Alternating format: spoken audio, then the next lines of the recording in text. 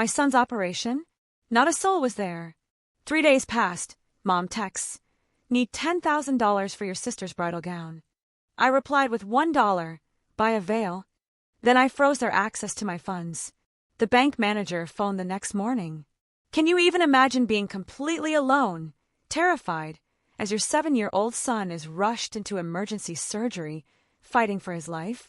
And then, just days later, receiving a text message from that same family, the people who abandoned you, demanding $10,000 for a wedding dress? What would you do when the people who should have been your biggest support betray you in the most shocking way imaginable? Let me tell you, that's exactly what happened to me, Carolyn. I'm 34, a single mom with a demanding career in finance, and my little boy, Dylan, is my whole world. He's 7, and last week, he needed emergency appendix surgery. I was beyond terrified. My heart was pounding out of my chest, and all I could think about was Dylan. I called my parents, my sister, anyone in the family who could come be there for us, to offer even a shred of comfort. But you know what? Not a single person showed up. Not one. For 3 long, agonizing days, I was alone in that hospital, holding my son's hand, praying, and doing my best to be strong for him. And then the text came. A text that changed everything, and ultimately led to my family demanding $10,000. If you've ever felt the sting of family drama, if you understand what it's like to reach a breaking point, then you know this story runs deep. To really understand how we got here, I need to take you back to the very beginning. I grew up in a typical middle-class neighborhood in suburban Chicago with my parents, Martha and Frank, and my younger sister, Vanessa.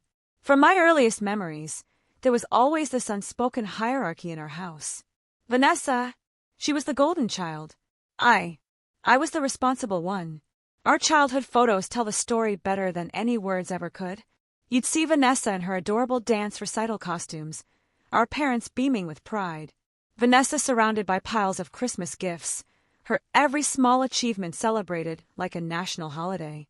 Meanwhile, I was the practical, reliable daughter.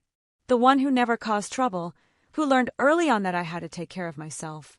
By the time I was 16, I was already working at the local grocery store after school and on weekends. Not because we needed the money, we were comfortably middle class.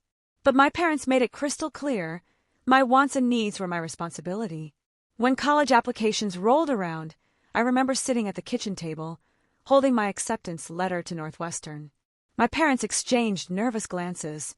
"We just don't have that kind of money set aside for you, Carolyn," my mother said, stirring her coffee, her voice dismissive.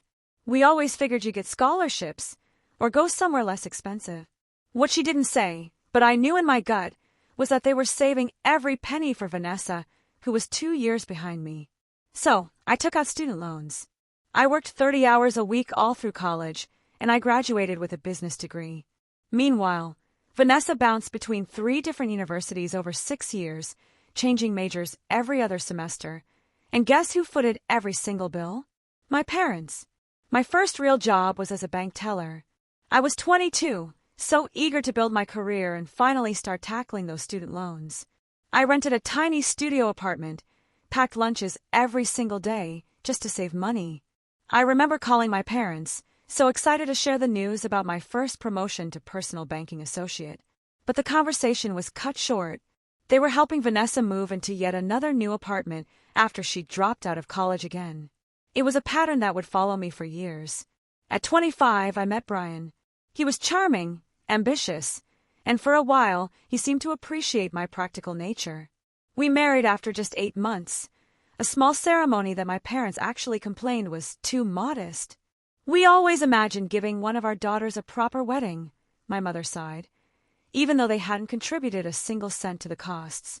Brian and I both worked incredibly hard, and within 2 years, I was pregnant with Dylan. It was during my pregnancy that I received my biggest promotion yet, financial advisor at one of the most prestigious firms in Chicago. Brian seemed supportive at first, but after Dylan was born, everything changed. He started working later and later, grew irritated by the baby's cries, and eventually admitted he wasn't ready for fatherhood. By the time Dylan was 2, our divorce was finalized. Brian pays his child support on time, which I appreciate, but he has minimal involvement in Dylan's life. Every other weekend turned into once a month, then just occasional holidays.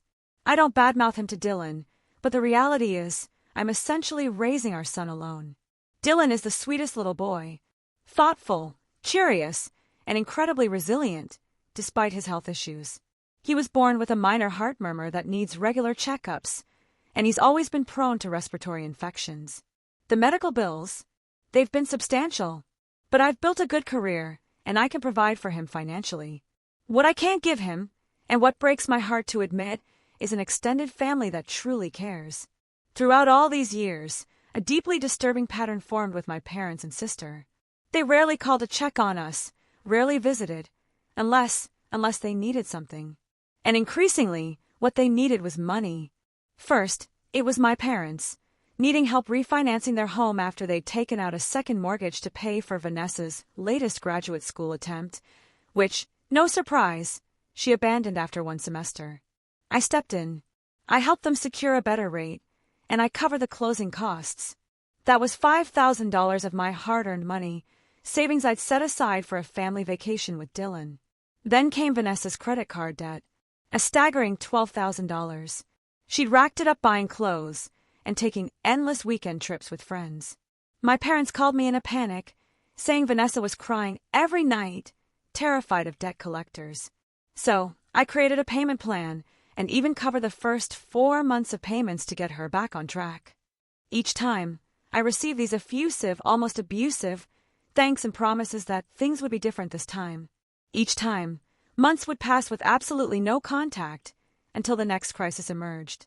Meanwhile, when I mentioned Dylan's school achievements or his health concerns, I got distracted responses or a quick change of subject.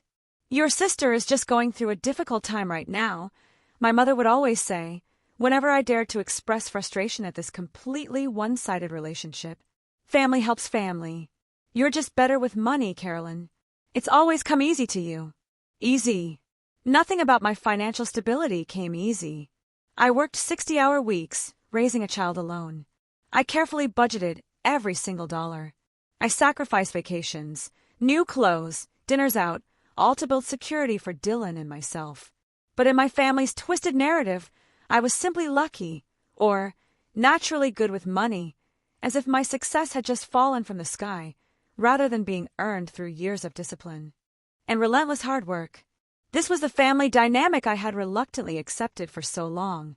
The responsible daughter, always expected to rescue everyone else, while receiving minimal emotional support in return. I had tried to set some boundaries over the years, little ones, but nothing, and I mean nothing, prepared me for what happened after Dylan's surgery. Last Wednesday started like any ordinary school day. I was in the kitchen, humming, making Dylan's lunch, turkey sandwich with the crusts cut off, apple slices, and a small cookie, when he came in, clutching his stomach. "Mommy, my tummy really hurts," he whimpered, his little face pale and pinched with pain. At first I thought, oh no, a stomach bug. There had been one going around his second-grade class.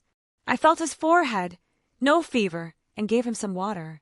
But within 20 minutes, he was curled up on the couch, crying, saying the pain was getting worse, now concentrated on his right side. Alarm bells blared in my head. Right side, abdominal pain, appendicitis. I didn't hesitate. I called my boss, a quick, shaky explanation about a family emergency, scooped up Dylan, and drove straight to the emergency room. The triage nurse took one look at Dylan and immediately brought us back. Within an hour, a doctor confirmed my fears, acute appendicitis. Dylan needed emergency surgery, and fast, before it ruptured. "We need to operate within the next 2 hours," the surgeon, Dr. Bennett, explained calmly. "The good news is, this is a common procedure, but he'll need to stay in the hospital for at least 2 days afterward to monitor for infection." As they prepared to take Dylan for pre-op testing, I stepped into the hallway. My hands were shaking, so badly I could barely hold the phone. I dialed my mother. "Mom," I said, my voice cracking, "Dylan has appendicitis. We're at Memorial Hospital. They're prepping him for emergency surgery right now. I'm really scared. Can you and Dad please come?" There was a long, awkward pause on the other end. "Oh, honey," she finally said, her tone almost annoyed. Today I have my standing hair appointment at 11 o'clock, and your father was going to clean the gutters. I closed my eyes, trying desperately to steady my breathing. Mom, I pleaded, your grandson is having emergency surgery. The hair appointment can wait. Well, let me talk to your father and see what we can do, she said, sounding utterly put out. What time is the surgery? They said within the next 2 hours. Please hurry. We'll see what we can do, Caroline. Don't be so dramatic. Appendectomies are routine these days. She actually said that. Routine. My son. I ended the call and immediately dialed Vanessa. It went straight to voicemail. I sent a frantic text, explaining the situation and begging her to come to the hospital if she could. Then, I forced a calm expression onto my face that I absolutely did not feel and went back to Dylan's side. The next few hours were a blur.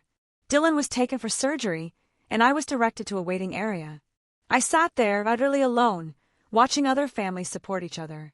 Groups of 2, 3, 4 people. Husbands comforting wives. Grandparents distracting siblings with games and snacks. And there I was, checking my phone every 5 minutes, my heart aching, hoping for some response from my family.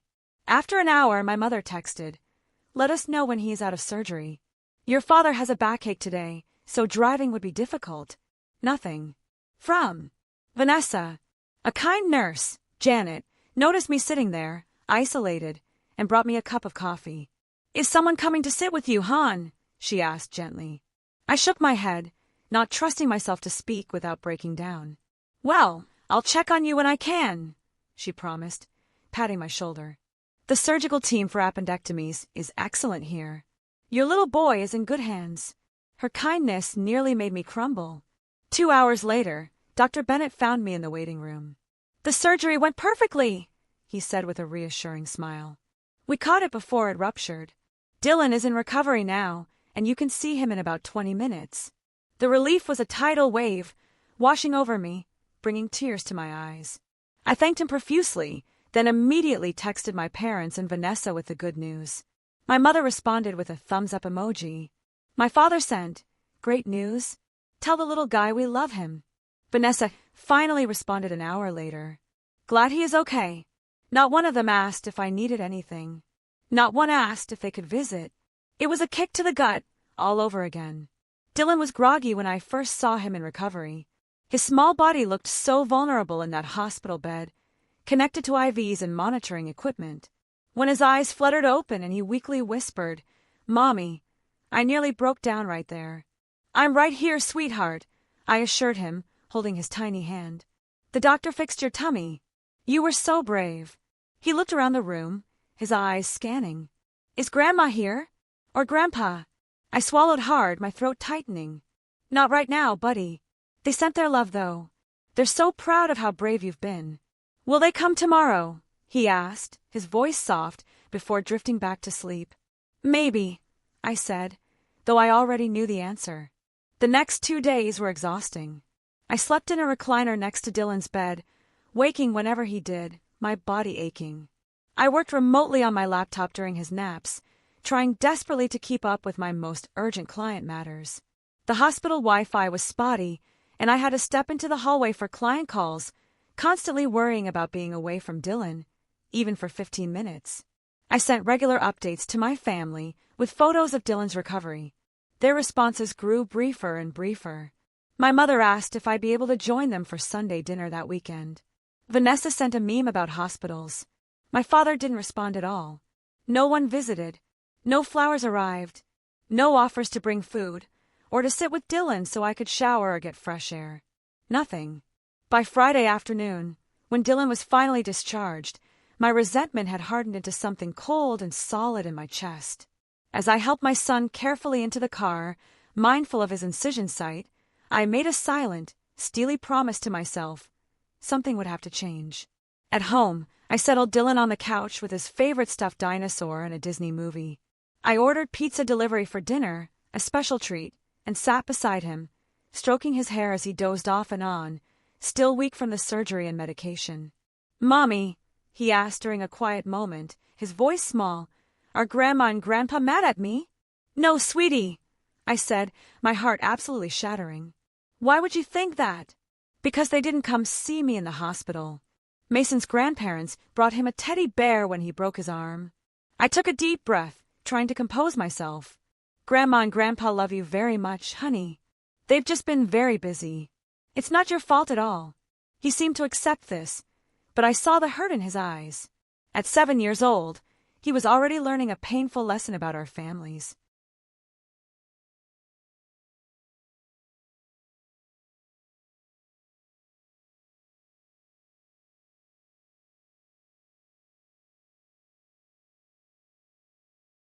Priorities. That night, after Dylan was finally asleep in his bed, I allowed myself to cry. For the first time since this whole ordeal began, the tears just streamed down my face. I cried for my son, who deserved so much more love and support than he received.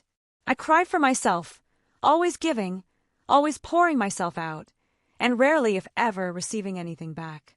And beneath the sadness, beneath the exhaustion, was a simmering anger, a rage that would soon boil over in ways my family never, ever expected.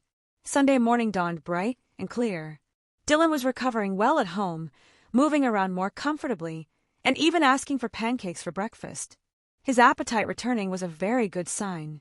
As I mixed the batter, my phone chimed with a text. It was from my mother. How is Dylan feeling? It was the first time she had initiated contact since before the surgery. I texted back, much better, thanks. Eating well today and moving around more easily. I set the phone down and poured batter onto the griddle. Before the first pancake had even started to bubble, my phone chimed again. I glanced at the screen and nearly dropped the spatula. Good to hear. Listen, we need to talk about something important. Vanessa is engaged. Tyler proposed last night. She needs $10,000 for her dream wedding dress. Vera Wong. Once-in-a-lifetime opportunity. The boutique is holding it but needs deposit by tomorrow. Can you transfer the money today? Family helps family. I stared at that message, reading it 3 times, my mind reeling, trying to make sure I understood correctly. My son had just had emergency surgery. No one from my family had visited or offered any meaningful support. And now, barely 3 days later, they wanted $10,000 for a wedding dress. I flipped the pancake, which had now burned on one side, and tried to compose myself before responding. My first instinct was to fire back an angry message that would scorch the paint off the walls, but Dylan was sitting at the kitchen island, watching me with curious eyes. Is that Grandma? He asked hopefully. Yes, buddy. She says hi. The lie tasted bitter in my mouth. Your pancake is almost ready. I decided not to respond immediately. I served Dylan his breakfast, made sure he took his medication, and settled him in the living room with his Legos. Then I returned to my phone, which had accumulated 3 more messages. From Mom. Did you see my text about Vanessa's dress? They need an answer today. From Dad. Your mother told you about the dress. Vanessa found the one.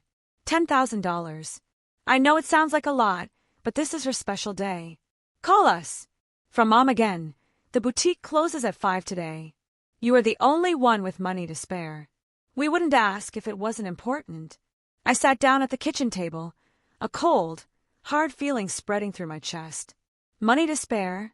After paying thousands in medical bills that my insurance didn't fully cover? After taking unpaid time off work to care for my son? My phone rang. It was my father. Carolyn, he said without preamble when I answered, his voice sharp. Did you get your mother's messages about the dress? I did, I said carefully. I'm a little surprised by the timing. What does timing have to do with anything? He scoffed. Your sister is getting married. Tyler comes from money, and they're expecting a certain level of wedding. The dress is non-negotiable. Dad, I said, trying to keep my voice steady. Dylan just had surgery. I've been dealing with that alone. I have medical bills, and I've missed work.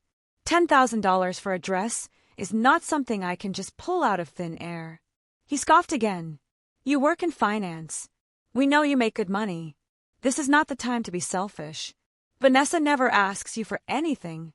I nearly choked. That blatant lie. Dad, she has never once called to check on Dylan. Not once during his hospital stay. Did she even tell you he had surgery? We've all been busy, he snapped back. Tyler's parents are planning an engagement party, and there has been a lot to coordinate. This dress is a limited opportunity. Vanessa tried it on yesterday, and it is perfect. She deserves this. The conversation continued in this infuriating vein for several minutes. My father dismissed every concern I raised, repeatedly emphasizing family obligation and Vanessa's once-in-a-lifetime event. After hanging up, I received a call from my mother, then another text, this one with photos attached. It was Vanessa, in what I assumed was the dress in question. A massive, ostentatious ball gown with intricate beading and a cathedral train. It looked like something from a Disney movie, impractical and ridiculously extravagant. And then came the text that broke me completely. Thanks. In advances. You are the best. Cannot wait for you to see me walk down the aisle in this. Tyler's family is so impressed with it. I need your banking details to give to the boutique for the deposit. Love you. Not a single word about Dylan. Not even a pretense of concern for her nephew who had just undergone emergency surgery. I sat at my kitchen table, staring at the phone, and something inside me shifted. It wasn't just anger anymore. It was clarity. A cold, hard, undeniable truth. I had been used by my family for years, treated as nothing more than a convenient ATM, and I had allowed it to happen. Even worse, I had taught Dylan by example that this was what family relationships should look like. One-sided, exploitative, and utterly devoid of genuine care. As a financial advisor, I had counseled clients about financial boundaries and even recognized signs of financial abuse in their relationships. Yet, I had failed to apply those same standards to my own family situation. I had enabled their behavior time and again, always hoping that the next time would be different. Looking at my financial situation objectively, I was comfortable, but certainly not wealthy. I had a mortgage on a modest 3-bedroom home. I had established a college fund for Dylan that was growing steadily, but would need years more of contributions. I had an emergency fund that the surgery had already dipped into significantly. And I had retirement savings that were on track, but certainly not excessive. The $10,000 they were demanding would mean postponing necessary repairs to my home, reducing Dylan's extracurricular activities, or even withdrawing from my own retirement savings. All for a dress that would be worn once, for a sister who couldn't be bothered to visit her nephew in the hospital or even ask meaningfully about his recovery. As I processed these devastating thoughts, a final text came through from my mother. We know this is a big ask, but remember all we have done for you over the years. Family supports each other. Your sister would do the same for you. That was when I knew. I knew exactly what I needed to do. That afternoon, while Dylan napped, I sat down at my desk and opened my laptop. As a financial advisor, I had the skills and knowledge to handle this situation strategically rather than emotionally, though, believe me, I was feeling plenty of emotions. First, I reviewed my own accounts and any lingering financial entanglements with my family. Years ago, when my father had a brief health scare, I had created a joint emergency account with my parents. I had initially deposited $5,000 and added small amounts over time, intending it to be there if they ever faced a genuine crisis. The account now held just over $8,000. Out of curiosity, I checked the transaction history. What I found stunned me. There had been dozens of small withdrawals over the past year. $200 here, $300 there, none of which had been discussed with me. The most recent withdrawal, just last week, while Dylan was in the hospital, had been for $600, with a memo line reading, "Advance for dress shopping." They had already been using this emergency fund for Vanessa's wedding expenses without even telling me. My blood boiled, but I forced myself to think clearly. This was not the time for an emotional reaction. This was the time for setting firm, unequivocal boundaries. During my training as a financial advisor, I had attended a seminar on financial abuse and exploitation. The instructor had emphasized that financial boundaries, once violated, needed to be reestablished decisively and completely. Half measures only invited further exploitation. I picked up my phone and called Robert, the manager at my bank branch, who had become something of a mentor to me over the years. "Carolyn," he greeted me warmly. "How is Dylan doing? I heard about his appendix." Finally, at least someone had been paying attention to my family crisis. I updated him briefly on Dylan's recovery, then explained why I was calling. "I need to make some changes to my accounts, particularly regarding authorized access. And I'd like your advice on the best way to handle this situation. I laid out the basics: the joint emergency account, the unauthorized withdrawals, and the current demand for $10,000. Robert listened without interrupting. Unfortunately, this type of family financial entanglement is more common than you might think, he said when I finished. The good news is we can take steps immediately to protect your assets. With Robert's guidance, I spent the next hour creating a comprehensive plan. First, I would freeze the joint emergency account so no further withdrawals could be made without my in-person authorization. Second, I would establish a new, separate college fund for Dylan with ironclad protections that would make it impossible for anyone but him to access the money, and only for educational purposes. Third, I would document the entire history of financial requests and contributions, creating a clear record of their pattern of behavior. Fourth, and this was the kicker, I would send a token response to make my position clear before they attempted to access the emergency fund again. Are you sure about this last part?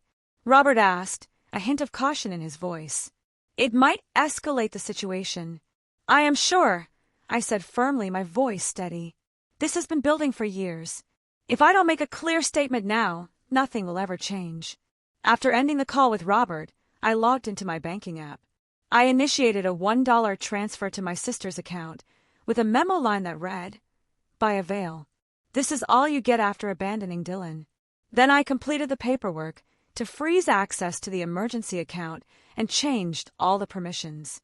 I also transferred the remaining balance to a new account in my name only, except for $100 I purposely left behind. I set up the new educational trust for Dylan with the strictest controls available. No one, not my parents, not Vanessa, not even me, would be able to withdraw that money for anything other than educational expenses. It was now completely protected. As I worked, I felt a strange, powerful mix of emotions. There was anger, certainly, a burning righteous anger, but also a growing sense of empowerment. 4 years, I had accepted my assigned role in the family, the responsible one, the provider, the ATM. For the first time, I was taking control of my own financial boundaries, and by extension, my relationship with my family. I knew there would be backlash. My mother would cry and accuse me of being selfish. My father would make veiled threats about family loyalty. Vanessa would alternate between sweet-talking and vicious accusations. I had seen this pattern before whenever I attempted even minor boundary setting. But this time would be different. This time, I had concrete protection in place. This time, I was thinking not just of myself, but of the example I was setting for Dylan. What kind of relationships did I want him to accept as normal? What kind of treatment did I want him to believe he deserved? As I finalized the last details, I heard Dylan calling for me from his bedroom. I closed my laptop, took a deep breath, and went to check on my son. Whatever storm was coming, I was prepared to weather it, for both our sakes. Monday morning arrived with the predicted storm. I had just dropped Dylan off at school. He had insisted he felt well enough to go, though I'd made arrangements with his teacher for limited activity, and arrived at my office when my phone exploded with notifications. 6 missed calls from my mother, 4 from my father, 12 text messages from Vanessa, 2 voicemails. I settled at my desk and steeled myself before checking the first voicemail. It was my mother, her voice tearful and absolutely frantic. "Caroline Elizabeth, what is the meaning of this $1? Is this some kind of joke? The boutique needs the deposit by noon today, or Vanessa loses the dress. Call me immediately." The second voicemail was even more emotional. "I don't know what kind of game you are playing, but this is your sister's future happiness at stake. We raised you better than this. Your father is furious. Fix this mistake right now." The text messages range from Vanessa's initial confusion, "Hey sis, there must be some mistake with the transfer," to sweet talking, "Please, Caroline, you know how much this means to me," to outright hostility, "You have always been jealous of me. If you ruin this for me, I will never forgive you." I put my phone on silent and tried, desperately, to focus on work. But by 10:30, my assistant, Lauren, knocked on my door. "Caroline, your mother is here. She seems very upset. Should I send her in, or tell her you're in a meeting?" I sighed. I had expected this, though not quite so quickly. "Send her in, please. And Lauren, no interruptions for the next 20 minutes, regardless of what you might hear." My assistant nodded, her expression sympathetic but clearly curious. A moment later, my mother burst into the office, her face blotchy with tears and anger. She didn't bother with a greeting. "What have you done to the emergency account? Your father tried to withdraw the money for Vanessa's dress deposit, and the teller said it was frozen. Then we discovered you emptied it except for $100. This is not just your money, Carolyn." I remained seated, keeping my voice as calm and professional as I could. "That account was created by me for genuine emergencies, Mom. Not for wedding dresses. And certainly not for the regular withdrawals you and Dad have been making without my knowledge or consent. We are your parents. We don't need your consent to use family money," she cried, her voice rising. "It is not family money, Mom. It is my money that I earned and set aside in case you or Dad had a health crisis or some other genuine emergency. Over the past year, you have withdrawn nearly $4,000 in small amounts without once mentioning it to me." She waved her hand dismissively. "Small expenses. Nothing worth bothering you about. But this dress is important, Caroline. The boutique will not hold it past noon. Vanessa is devastated. Dylan had emergency surgery last week," I said quietly, my voice cutting through her theatrics. "None of you bothered to visit him or offer any meaningful support. He asked me if his grandparents were mad at him because they didn't come to the hospital." For a brief, fleeting moment, I saw a flicker of shame cross my mother's face, but it was quickly replaced by indignation. "We were busy, and hospitals are depressing. We send our love. A text message is not support, Mom. Being there for family during a crisis, that is support. A $10,000 wedding dress is not an emergency." My mother's voice rose even further, and I was grateful for my office's solid door. "You have always been jealous of Vanessa, always trying to make her special moments about you. First, you refuse to help, then you send $1 as some kind of cruel joke." "It was not a joke," I stated, my voice firm. "It was a statement. I am done being the family ATM while receiving nothing but token attention in return. I have my own family to think about, Dylan. My priority is his well-being and future, not Vanessa's one-day princess fantasy." The argument escalated from there. My mother's voice grew louder, until I was certain everyone in the office could hear, despite the closed door. She brought up every perceived slight from childhood, accused me of ingratitude for all the sacrifices they had made for me, and eventually resorted to threats. "If you do not fix this right now, you can consider yourself no longer part of this family." Something inside me went very, very still at those words. "Is that really how you measure family, Mom? By financial transactions? Because if withdrawing financial support means I'm not family, then what does it mean that none of you provided emotional support when Dylan was in surgery? Were you already not acting like family then?" She had no answer for that. Instead, she grabbed her purse and stood up. "This is not over. Your father will be calling you. You have until noon to make this right." As she stormed toward the door, she turned back with a final shot. "And don't bother coming to Sunday dinner anymore if this is how you treat family." After she left, I sat at my desk, shaking slightly, but feeling strangely calm. I had expected anger, but the reality of facing it head-on was still jarring.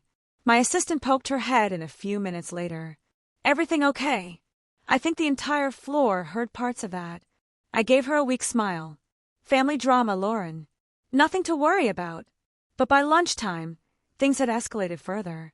My father called 4 more times. I sent each to voicemail. Vanessa's texts became increasingly frantic and then, predictably, abusive. I muted the conversation.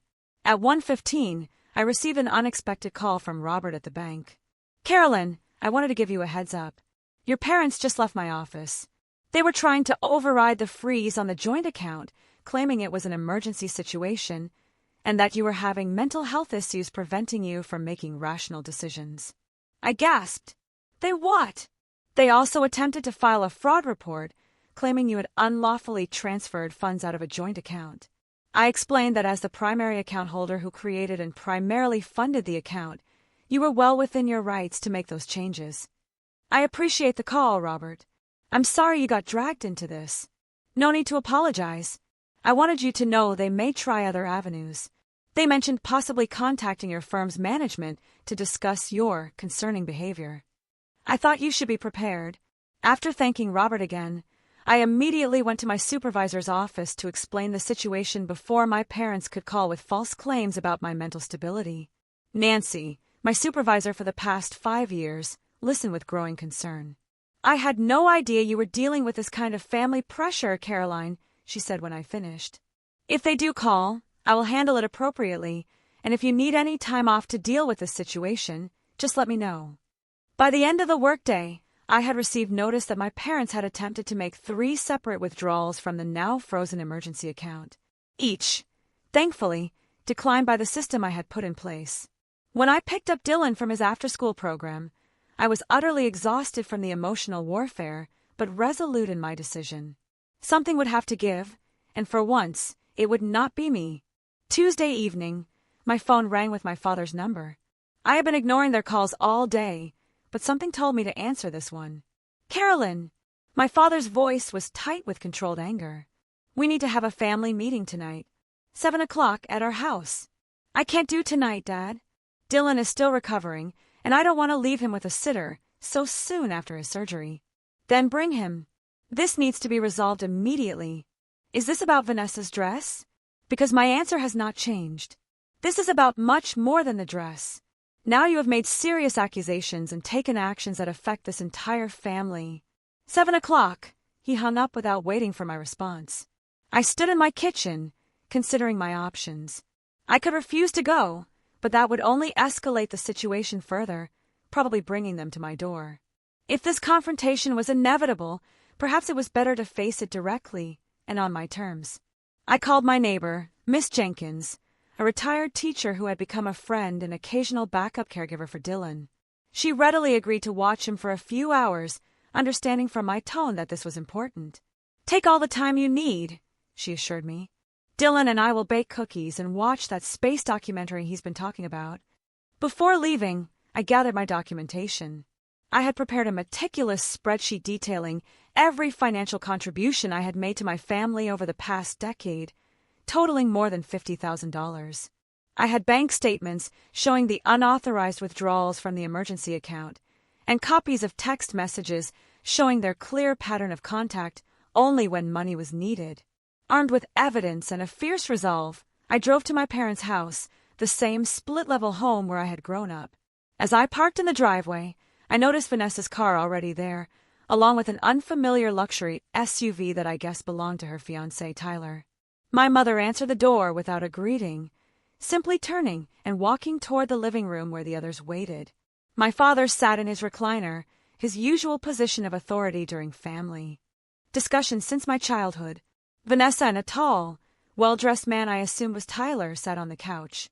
Everyone looked up as I entered, their expressions ranging from anger to discomfort. "Sit down," my father instructed, pointing to a dining chair that had been placed opposite everyone else, the hot seat. I remained standing. "Before we start, I want to be clear about something," I said, my voice steady. "I am here to discuss the pattern of financial and emotional exploitation that has characterized our family relationships for years. I am not here to be guilt, manipulated, or bullied into providing money for Vanessa's wedding." "Exploited?" Vanessa stood up, her face flushed, utterly incredulous. "Are you serious right now?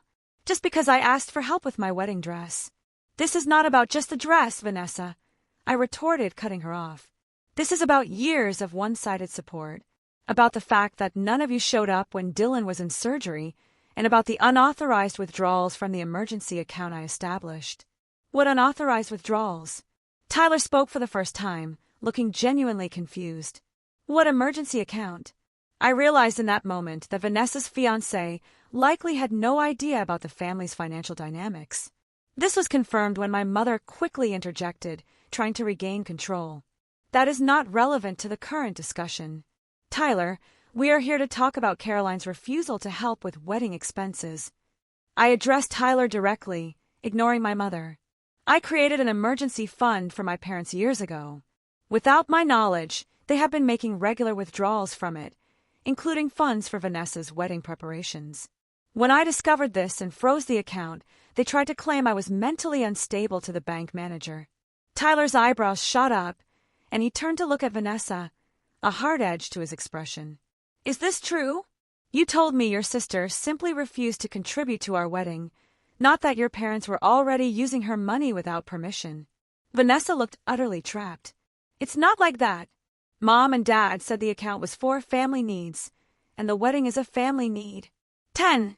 000 FORADRESSISNOTANEED ISAIDFIRMLY ANDSPEAKINGOFTHEDRESS TYLER DIDYOUKNOWTHEATWASTHEMOUNTBEINGREQUESTED TYLERSEXPRESSIONDARKENEDEVENFUR 10. 000 addresses noted, I said firmly. And speaking of the dress, Tyler, didn't know the twasti amount being requested. Tyler's expression darkened even further. 10,000. Vanessa told me the dress budget was $2,000, which I already thought was excessive. The room fell silent. My mother glared at me for revealing this information, while Vanessa suddenly became very interested in her manicure. I pulled out the folder of documentation I had brought. I think it is time we put all the cards on the table. I handed copies to each person in the room and continued speaking as they looked at the spreadsheet. $53,820. That's the total. That includes helping with the refinance of his house, paying off Vanessa's credit card debt twice, covering Dad's medical bills when he had pneumonia, and dozens of smaller loans that were never repaid. What it does not include is any record of emotional support flowing in the other direction. The room remained utterly silent as they absorbed the information. Tyler looked increasingly uncomfortable, darting concerned glances at Vanessa and my parents. Last week, my 7-year-old son had emergency surgery. I called each of you asking for support. Not money, just your presence. None of you showed up. Not once during his 3-day hospital stay. Dylan asked me if his grandparents were mad at him because they didn't visit. My mother had the grace to look ashamed for a moment, but my father maintained his defensive posture. We explained why we could not come. You are making this into something it is not. Am I? I challenged him. Because 3 days after you couldn't be bothered to visit your grandson in the hospital, you demanded $10,000 for a wedding dress. How exactly should I interpret those priorities? I turned to Tyler again. Did you know about Dylan's surgery? He shook his head slowly, his jaw set. No. I had no idea. Vanessa shot me a venomous look. Stop trying to make Tyler think badly of us. This is just your jealousy talking. You have always resented that Mom and Dad love me more. The room went deadly quiet at her outburst. The truth that had always been understood but never spoken aloud hung heavy in the air between us. My father cleared his throat uncomfortably. Vanessa, that is not true. We love both our daughters equally. But the damage was done. Tyler was now looking at his fiancée with new eyes, and my mother could not meet my gaze. I took a deep breath and delivered the speech I had been preparing since Sunday.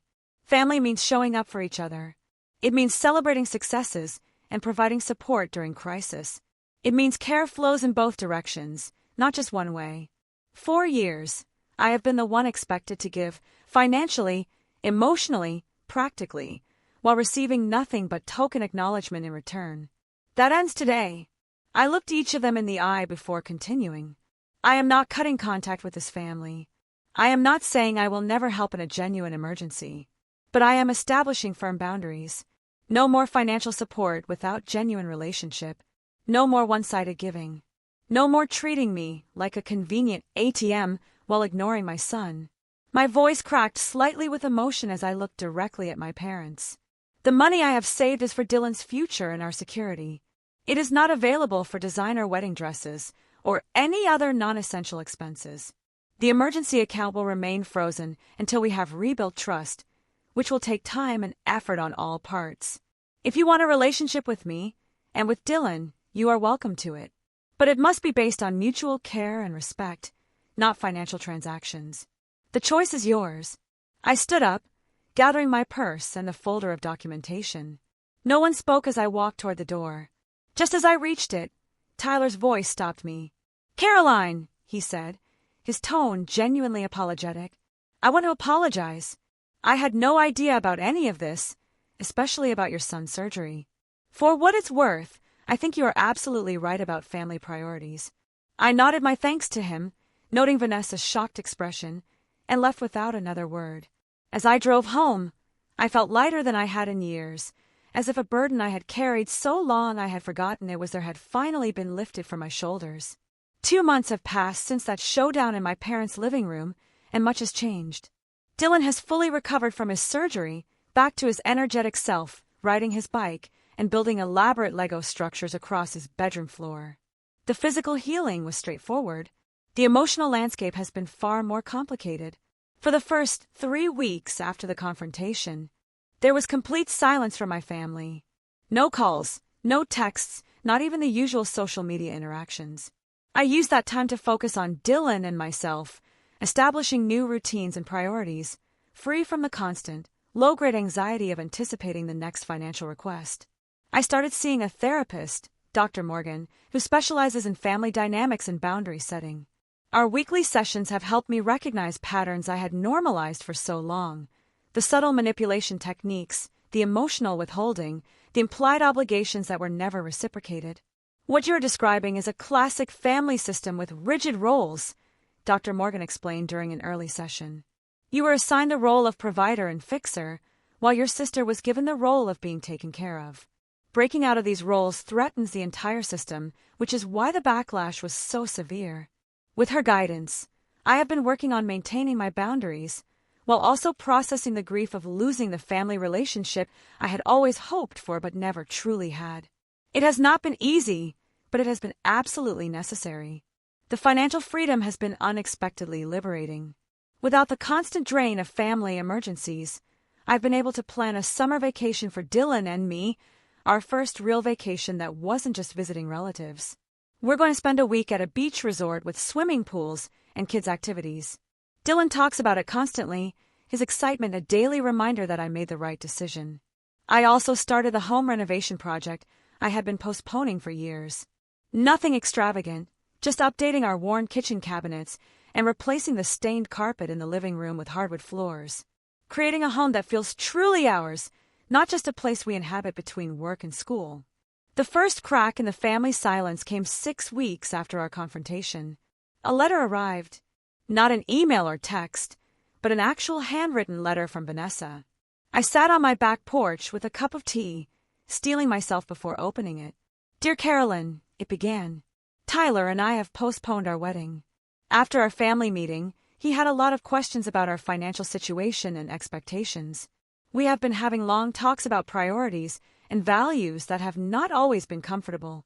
She went on to acknowledge, albeit somewhat grudgingly, that she had been oblivious to Dylan's surgery and health challenges. I realize I have not been the kind of aunt I should have been, she wrote. I cannot change the past, but I am trying to think more about how my choices affect others. It wasn't exactly a profound apology, but coming from Vanessa, it was significant. She closed by saying she was not asking for anything, just opening a door to possibly rebuild some kind of relationship in the future. I wrote back a brief, polite note, thanking her for the letter and expressing hope that her conversations with Tyler would lead to a stronger foundation for their marriage. I didn't rush to forgive or pretend everything was resolved, but I did leave the door open a crack. A week after that exchange, a birthday card arrived for Dylan from my parents. Inside was a gift certificate to a local toy store and a note saying they would like to take him out for ice cream sometime if that would be okay with me. No demands, no guilt trips, just a small olive branch. I showed it to Dylan, who was excited about both the gift card and the ice cream offer. Can I see Grandma and Grandpa? He asked, his eyes hopeful. We'll see, I told him. Maybe we can meet them for ice cream next weekend. Just for a little while. I am proceeding cautiously with these tentative reconnections. Dr. Morgan has helped me develop a framework for limited, controlled interactions that allow me to test whether real change is possible without exposing myself or Dylan to further harm. Meanwhile, I've been building a different kind of support system. My work friends have become more like real friends since I shared some of what I was going through. 2 colleagues, and I now have a standing monthly dinner date where we take turns watching each other's children. Miss Jenkins from next door has become something of a surrogate grandmother to Dylan. She takes him gardening in her backyard and has been teaching him to bake. He proudly brought home chocolate chip cookies last week that they had made together, saving the biggest one for me. Dylan himself has shown remarkable resilience through all of this. Children are perceptive. He knew something was wrong with our family dynamics long before I explicitly addressed it. Recently, as I was tucking him in, he asked a question that caught me completely off guard. "Mommy, is it okay not to give someone something, even if they really want it?" I sat on the edge of his bed, considering how to respond. "Yes, buddy.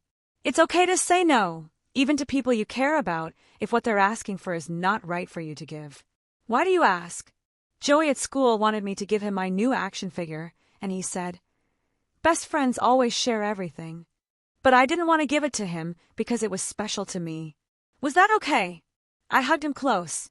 "That was absolutely okay, sweetheart. Real friendship isn't about taking things from each other. It's about respecting each other and caring about each other's feelings." He nodded seriously. "That's what I thought." I told Joey we could play with it together at recess, but it would stay my toy. He got mad at first, but then he was okay. In that moment, I realized my son was already learning the lesson it had taken me 34 years to grasp. Healthy relationships require boundaries. And love without respect is not really love at all. The journey ahead will not be easy. Family patterns do not change overnight, and there may be more confrontations and difficult conversations to come. But for the first time in my adult life, I feel free to define my own worth outside of my utility to others. I am building a life based on genuine connection rather than obligation, and showing Dylan what healthy relationships truly look like. The money I once might have sent for Vanessa's wedding dress is now in Dylan's college fund. The emotional energy I once spent managing my family's crisis is now invested in building a joyful life with my son and nurturing friendships that flow both ways. Sometimes, the most profound act of love is not giving people what they ask for, but showing them where the boundaries must stand. Money cannot buy family loyalty, but protecting your peace is truly priceless. I would love to hear your thoughts on this situation. Have you ever had to set difficult boundaries with family members who were taking advantage of you? How did you handle it? Tell me what you think. I really want to know. And if this story resonated with you, please like this video and subscribe to my channel to hear more stories about finding strength in difficult family situations. Share this with someone who might need to hear that it is okay to prioritize their own well-being. Thank you for listening to my story. And remember, you deserve relationships that add to your life, not drain it.